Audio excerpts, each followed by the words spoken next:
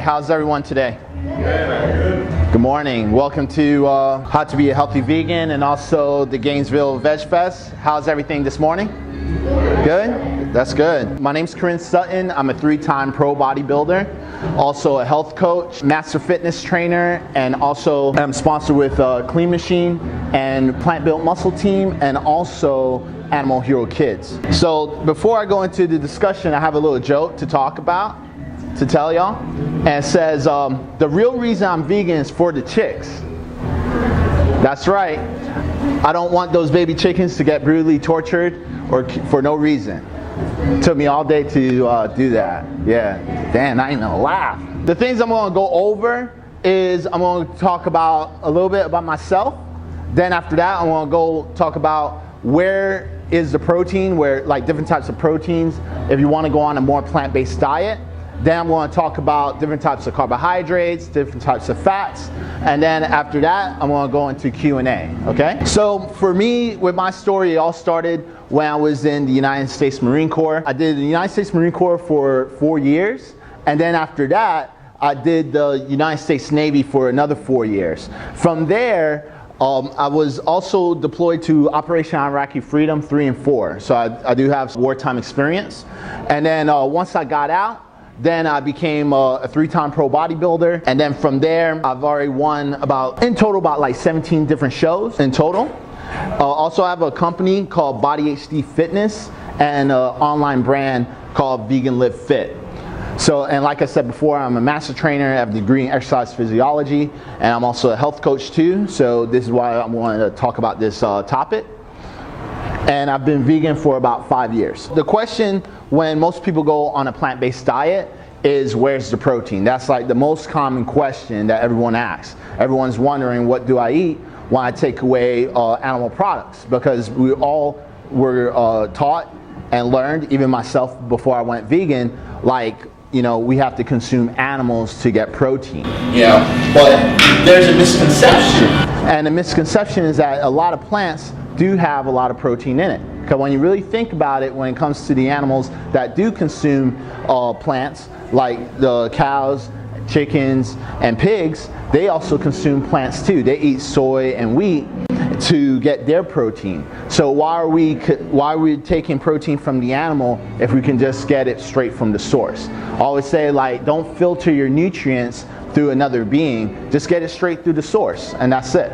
So for some examples that I have is right here is tofu. So like I said, soy, you know, this is what animals also consume in the agriculture, and this is something that we can consume too. So as you see right here, I have an example of a tofu block, and a whole block of tofu is about 60 grams of protein. So that's a lot of protein. And the best thing about tofu is that it goes great with anything. You know, it doesn't really have a taste, but whatever seasonings you want to put it, whatever you want to make it taste like, is exactly how it's going to taste. And then also tempeh. Tempeh is like fermented like wheat, soy, and also millets, you know. And this is a fermented food, which is really good for gut bacteria, and also it has a lot of high protein in it as well. So as you see on the screen, it has about 40 grams of protein. So that's a lot of protein again, you know. And that's like one strip. So one strip is like that, yeah. So that's like the size of, like, you know, your McDonald's McRib, you know, pretty much. But it's a lot healthier. And you're getting tons of amino acids and protein as well.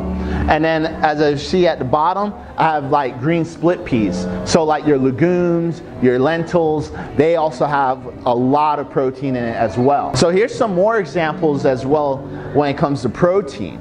So when it comes to protein, a lot of people also think when we go on a plant-based diet, the only thing you can consume is just plants. You know, the only thing there is just tofu, tempeh, and beans, and that's it. But that's not true. Today is 2018, and you should be proud and happy to be a vegan. Because we have a vegan over here, Vanessa, holding a camera. She's been vegan for how long? 24 years. 24 years. So imagine 24 years back trying to be vegan. That's probably all you ate, right? Like tofu, tofu and beans. But today, we have mock meats, which is made out of the same components, mostly made out of wheat gluten and soy, but then we have these alternative products. So we have like the Beast Burger by Beyond Meat.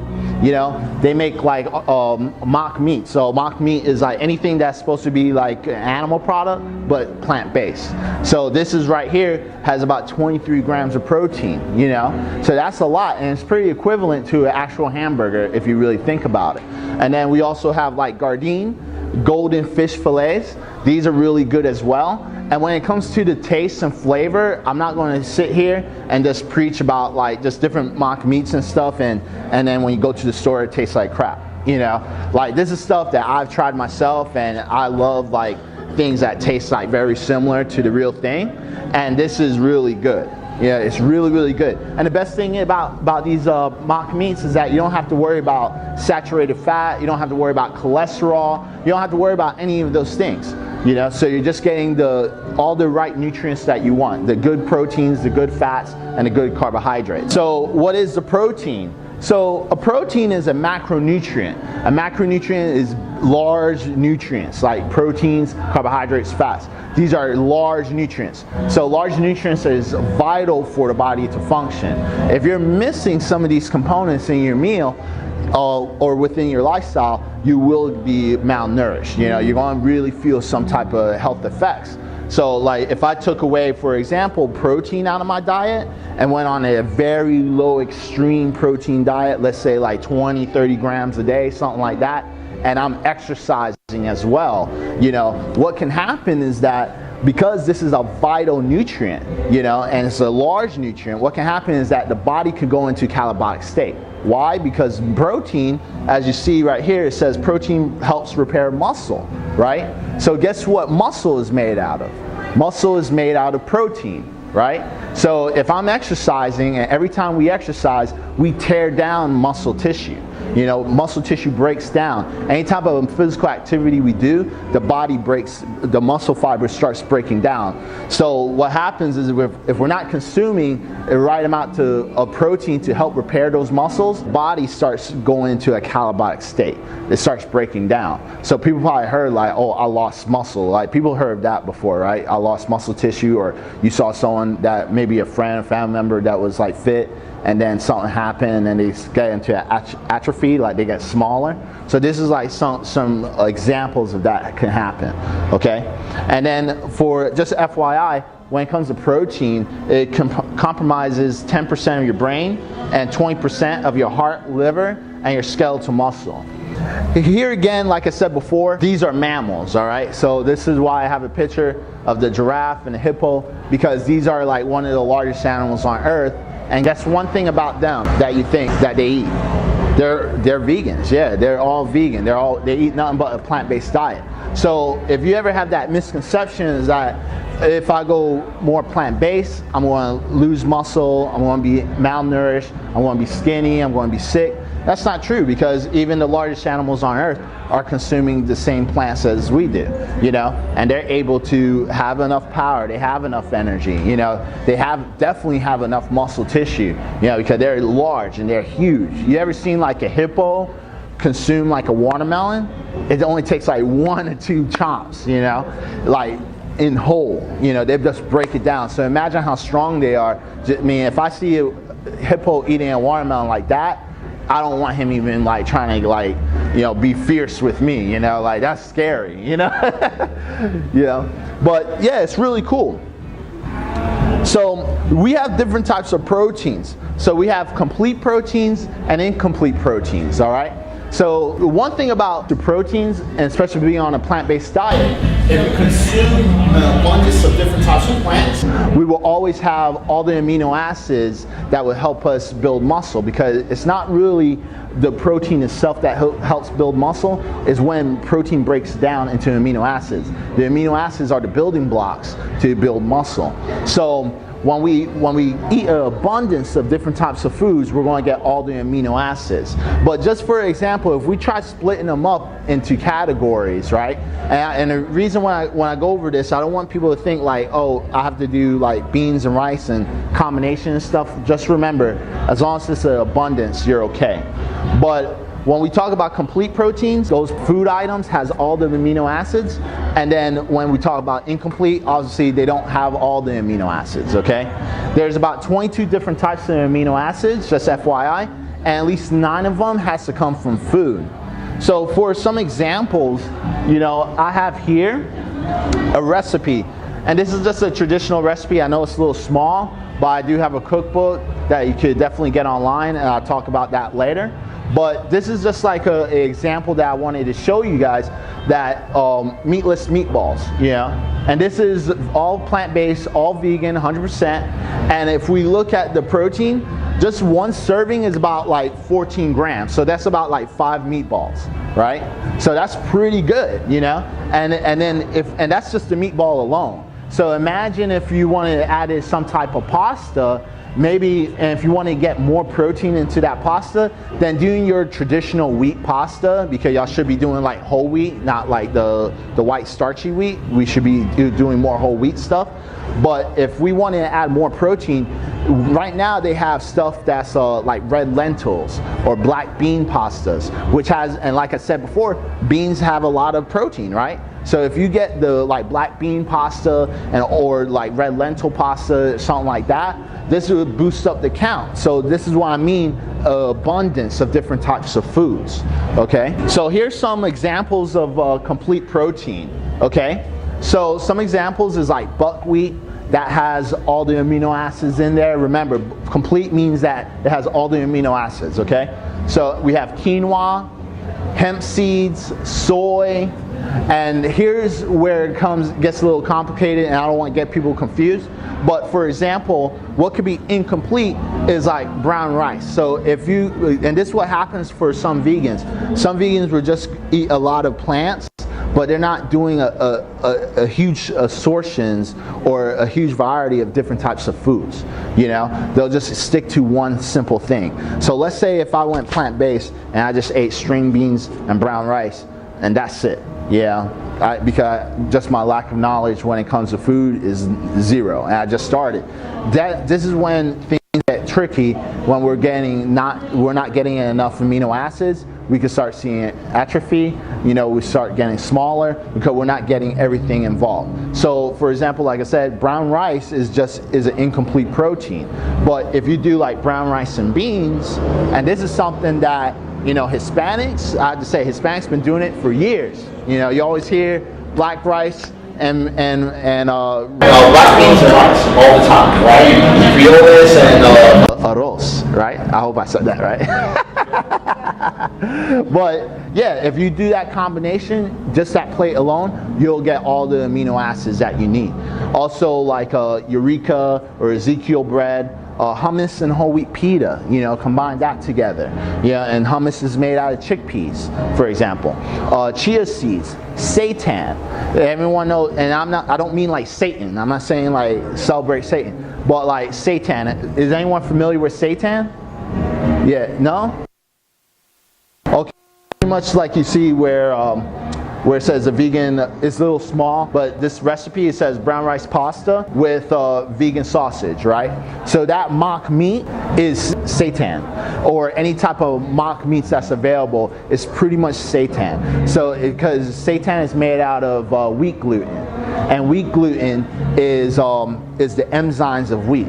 It's the protein enzymes that's washed off the wheat, and then they collect it. And when it comes to wheat gluten alone, it's pure protein. So if you ever go to like Whole Foods and you can make it yourself. So like when it comes to the mock meats and you don't want it, because I want to tell you the truth.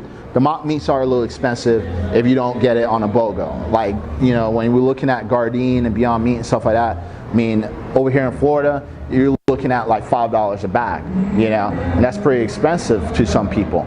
But if you wanted to save some money, you know, just go like a Whole Foods. Whole Foods mostly have it, and I think Publix has it as well.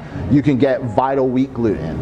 And if you don't have a gluten allergen, you don't have to worry about it. You know, if you don't have a gluten allergen, don't worry. It's perfectly safe. But you can just get that. And if you get like a cookbook or something like that, they'll show you different combinations you can do to make mock meats by yourself. Now it is a little long, and this is why I can see why the price is a little high.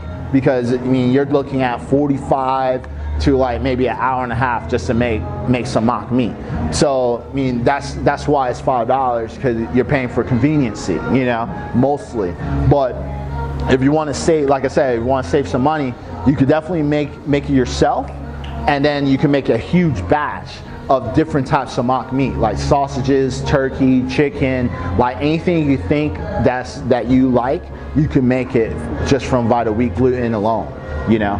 So that's what seitan mostly is. So now let's go into carbohydrates. All right. So we have complex carbs and also simple carbs. Can I have some examples of simple carbohydrates? Go ahead. Bread, pasta. White bread and pasta, yeah. We have like candy, desserts, sugar cereals, sodas. You know, these are all simple carbohydrates. And the reason it's called simple carbohydrates because they're simple to digest. When the body consumes it, it breaks down extremely fast and very simple. All right. So this could be bad for us, as you see on the screen. It could be bad. I want to tell you the truth. Not in all cases. It's not considered bad. But I would say for today's speech, it's bad because this is a problem that we have in today's society. You know, a lot of us are addicted to sodas. We're addicted to sugary cereals. You know, so when it comes to the simple carbs, we overindulge it, and this is where it harms us. This is where we get overweight, obesities, heart attack diseases, things like that, diabetes, you know, things like that. And the reason so is because they're low in fiber and nutrients. So anything that's like a simple carb, they have zero fiber, zero nutrients. And if you're on a plant-based diet, you want to get as much fiber as you can, because this helps process food a lot faster, get it in and get it right out. You know, they're high glycemic. So glycemic means high in sugar. You know, we don't want stuff that's very high in sugar, because if we're not using or utilizing that sugar properly, then that sugar could turn into fat, and we don't want that. You know, also they're empty calories, like I said, converted to fat, and high blood glucose level. So that means that when we consume like sugary sodas and stuff like that, for example, a regular can of soda, I think, what is it, like 12 ounces or something like that, it's about 48 grams of sugar and about 52 grams of carbs. So if you technically look at it, I mean, sugar, so there's no true breakdown. It's just going to break down to glucose, you know, that's it. But the carbohydrates there's low fiber, low nutrients, high glycemic. So that extra carbohydrate is technically sugar as well. So you're almost consuming about 100 grams of pure sugar in a simple can of soda. You know what I'm saying? And if you're not really working out and things like that, like it's not going to really benefit you at all. It's all going to turn to fat, especially if we live a more sedentary lifestyle, you know. And this is really, and today's society, we live a sedentary lifestyle, if you think about it. Because right now I'm the only one standing. You guys are sitting. You probably sat in your car. You know, you probably sit when you eat. You probably sit at work. You know, when you really think about it, like, we sit down a lot. So in the United States, we live a very sedentary lifestyle. So that's why being active, going to the gym, doing like physical activities on your free time is paramount. You know, it's paramount for us, because mammals are meant to move. We need to burn energy. We need to burn energy. If we're sitting down, we're just collecting energy and we're storing fat. And fat is only stored energy. That's all it is. There's nothing else to explain about it. But when it comes to complex carbs, these are good carbs. Excuse me. These are good carbs. So they're high in fiber, they're high in nutrients. So when it comes to good carbs, what's some examples of good carbs? Wheat bread. Wheat bread, what else? Quinoa. Veggies, what else? Sweet potatoes, yeah. So, I mean, the list goes on, you know. Fruits, vegetables, brand cereals, you know, if you love cereal, do more like oatmeal and stuff like that. Try to get things that's it looks like food, you know. Try not to do things that's very processed and refined. I mean, if you're eating cereal that looks like rainbows and stars and stuff, it's not good, you know? We're not eating the cosmos. And then we have, and then you have like whole grain things like brown rice, legumes, things like these, like this. So this is complex carbs. And the reason it's called complex because it takes the body some time to break it down. And you want that time for the body to break it down because the body definitely reacts a lot differently. It slowly breaks down the food, and then whatever energy that once it breaks down to glucose, what happens, it acts a lot different than simple carbs. It actually stores it into your liver. So until you're ready to do something more active. So if you're trying to lose weight and things like that, definitely do more just by switching from simple to complex. I swear you'll drop like 10, 15 pounds just like that. Just from switching from this type of foods from that type of foods. That's it. That's all you have to do. You know, eating fake food, going from fake to real. You know, just doing that. You know, so when you're in the grocery store, then going into the aisles, because the grocery stores are set up a certain way, and they set it up for a reason that way. In the aisles, if you notice, it's all packaged, it's all processed and refined. You know, all your fresh foods and healthy foods is on the outside, the produce and the fruits. You know, so look, try to get more foods that looks like real food. You know, now back to the simple carbs. The reason I want to go on this is because sometimes simple carbs isn't considered bad. Now, what event can simple carbs be used in a good way? Does anyone know? Yeah, probably after your workout, or maybe during or pre. You know, we can do simple carbs. Now there's like certain drinks, like sport drinks and stuff like that. I like to talk about sport drinks because, for example, like Gatorade or something like that, this could be used in a great way. Because when we look at like a Gatorade commercial or something like that with sport drinks, what do we see? We see people working out. I mean, they're working out so hard, they're sweating Gatorade. You know, like that's ridiculous. You know, so so it's crazy. But that's the way that it should be used, you know, because what happens is that, let's say I'm on a healthy diet, but I'm playing basketball or something, and I'm tired. You know, eating a bowl of rice isn't really going to be beneficial at the time of the game. It's going to get me a little bloated because of the high fiber, you know, and then it's just going to sit there because it's a complex carb, so it takes a while for it to break down. So now I'm running around playing basketball with a bloated stomach. It's not going to feel good. I'll probably throw up on the court. Yeah, but maybe doing like a Gatorade, which has simple carbs, is going to give me a more immediate energy, and then I want to be able to play that game again. Now, if we want to do something maybe a little bit healthier, yeah, we could probably do like cold pressed juices. Now, a lot of people don't know that cold pressed juices are considered a simple carb. And this is something that's very misconceived when we go to the grocery store. Because when we see cold pressed juice, we all think it's all healthy, and they are healthy, but maybe in certain time periods of how we use it. If you're just sitting down drinking, let's say a mango juice, you know, mango, orange, apple juice, you know, we see these things.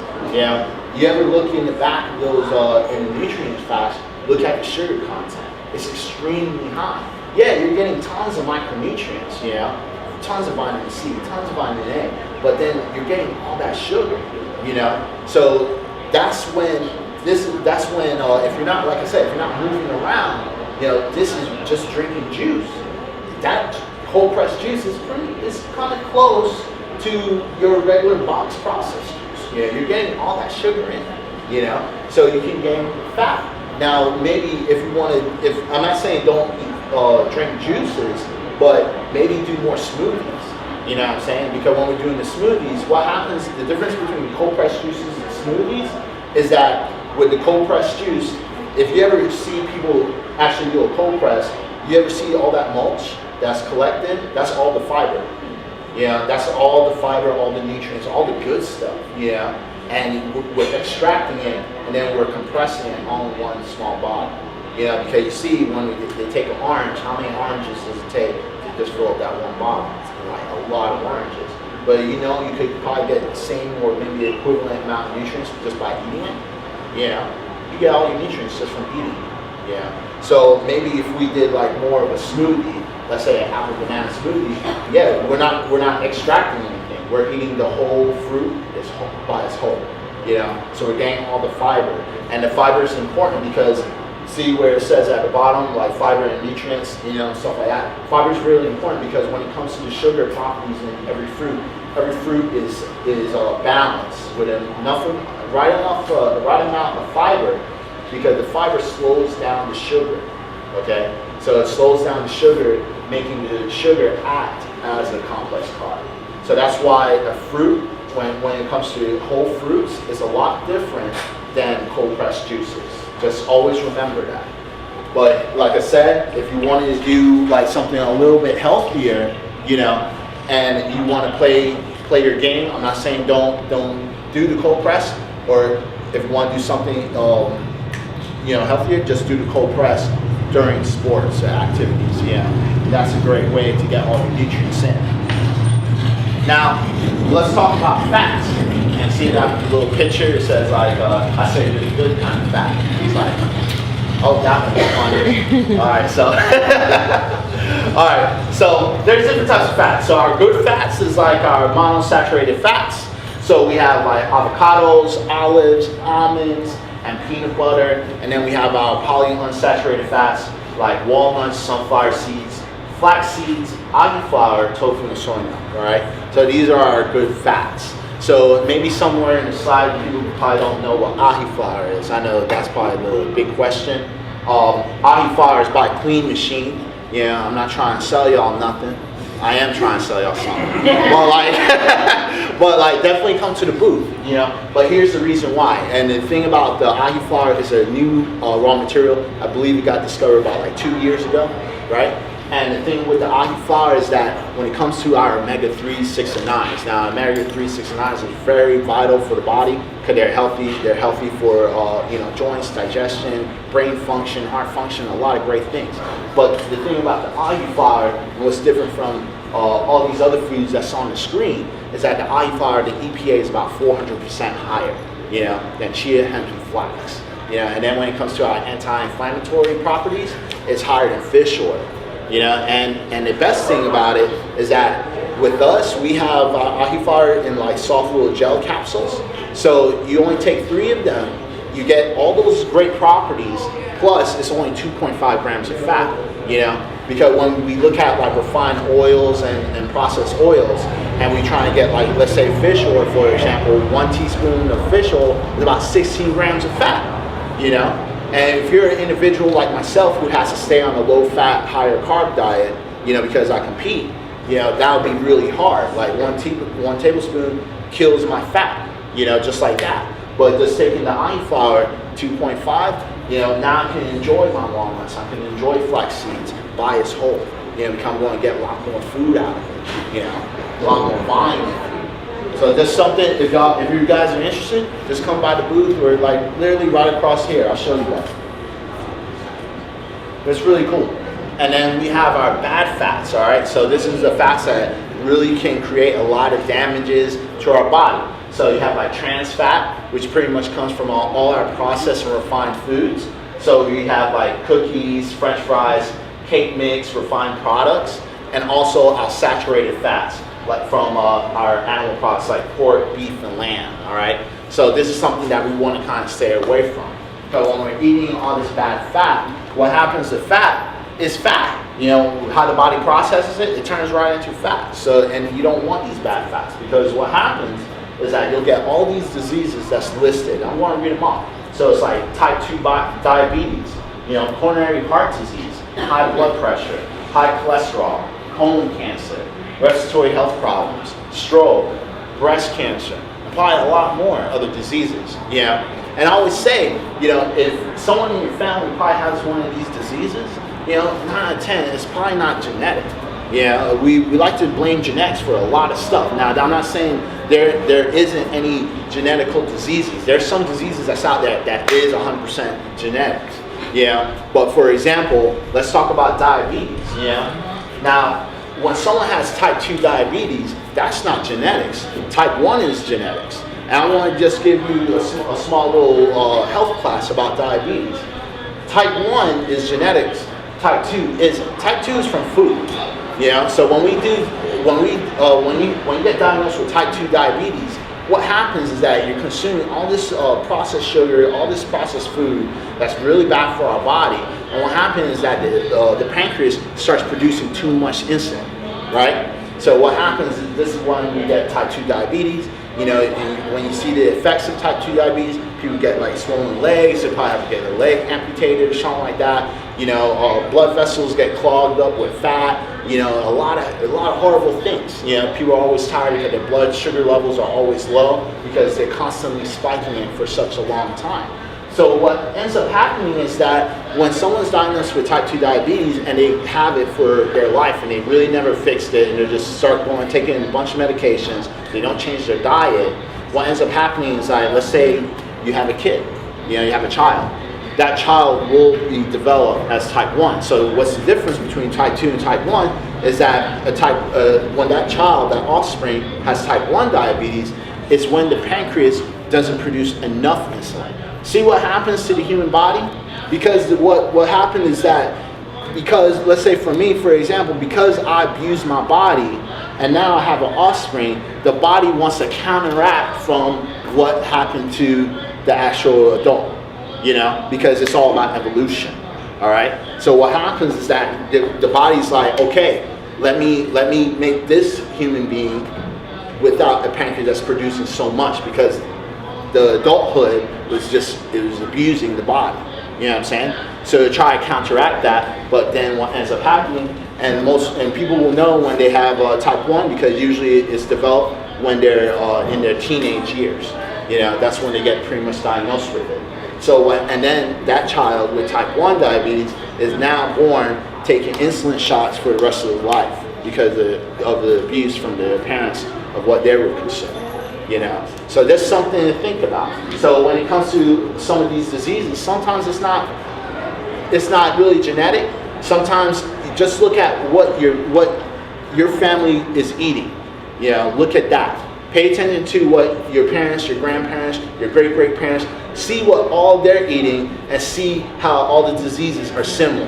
Just focus, look at that. You know, look at that, and then, because you don't need a doctor or be a scientist and stuff. Just look at a pattern, you know, just look at patterns. If you see everyone in your family is eating the same type of foods and they have the same type of diseases, maybe as an individual, try changing up your food. You know, go more on a plant-based diet so you won't, and see what happens, okay? And then the benefits of eating great food is that life is perfect, okay? So you're not going to get any diseases or crazy things. As long as you stay in a healthy range, you're eating healthy foods, you shouldn't have any type of health issues, okay? So here's some of my references that I have, so you make sure that I wasn't like bullshit about the speech. So like you can see everything that's right there, right? And then also if everyone's interested with to learn more about me or some of my services that I do provide, you can go to bodyhcfitness.com. If you live in Miami, you can come train with me personally. First session's free. But if you want to do online training and can't reach me, I do have a 12-week transformation program, and I have tons of testimonials if you check me out on Instagram. So just type in my name, Korin Sutton, should pop out. And just look at testimonials and stories. You'll see tons of people who has tons of success through just the online training itself. Also, if you don't want to work with me, just want to buy something a lot cheaper, I do have like an 8-week program on veganlivefit.com, veganlivefitcoach.com. It's a little cheaper program, but it's not personalized. Also, like I said, all my social media links like Facebook, Instagram, YouTube, just type in my name or type in Vegan Live Fit, you can find me there. But with that said, do any questions, anything? No? Oh. Why did you go vegan? What made you do it? Oh, why I went vegan? I went vegan because I'm running out of time, but short story is that because I was in school, and when I was in school, I was doing school for criminal justice, and I saw Gary Yourofsky. He's like a huge vegan activist, and when he told his story, he did a PowerPoint presentation just like me, you know, and he just changed my mind after that, you know, because everything he talked about, when it came to like pain and suffering to animals, it kind of related to everything that I experienced when I was in war and stuff like that. Because I saw all the dark sides of human beings. So like just seeing that and seeing some of the practices and some of the stuff, how other people just treat each other, and then see that same practices was done to animals, and they have no purpose. Like they're really, they're just trying to live. They're not like trying to create any trouble, but we're doing all this harm and bad stuff to them. That's when I made that connection. Yeah, and that's when I started to change. That's like the short story, but yeah. Anything else? Yeah. Have you seen any resistance from the bodybuilding world? The resistance from what? Bodybuilding for company? Oh, no. Everyone's very supported in the bodybuilding thing, bodybuilding community. Everyone's supported because when it comes to bodybuilding and stuff, first it's a fitness industry driven. So just being healthy looks great, But when people see that I'm also plant-based, they're like surprised, because in the bodybuilding world, it's like a myth. It's like you're like the unicorn that walks in there. You're like, whoa, like they're like, no way, like you do eggs, you dairy, you must do something.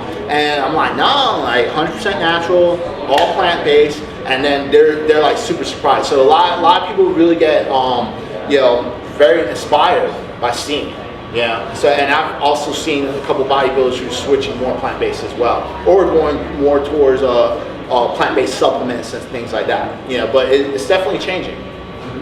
Any other questions? No, that's it. All right. Thank you. Yeah. Thank you.